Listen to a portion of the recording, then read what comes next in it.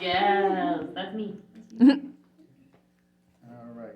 So I got 2 new ones and an older one for you. New shit. New shit. First one is about the Virginia flag. Who knows what the Virginia flag looks like?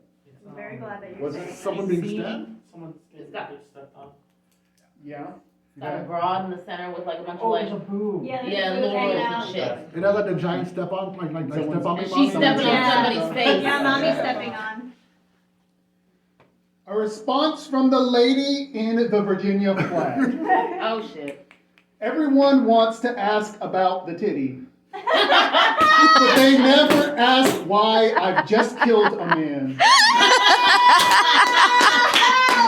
how did it happen? They assume that Sic Semper means it's always been like this, that I was born with a spear in my hands. But the truth is, I used to love him. And even now, I can remember like another lifetime, the warmth and safety I felt inside of his embrace, how easy it is to place your faith in someone when it's the only someone you have ever really known. But with every gilded palace, you learn to see the paint that is chipping at the edges when it stopped being cared for long ago. Times when I was left shivering on my own, and now the same touch as before singes your skin, like the sound of an anthem played not out of pride, but out of duress for fear of the consequences. Yet, even when you see the cracks of a dying empire, with even the foundations broken to pieces, you still find yourself making dinner in the rubble of your old home. And you close your eyes and hear the roar of barbarians, that even you find yourself sharpening a weapon in the evening, that's still the home you grew up in, that now you're thinking of setting to flame. They don't tell you about how Brutus threw up on the floor after he did it.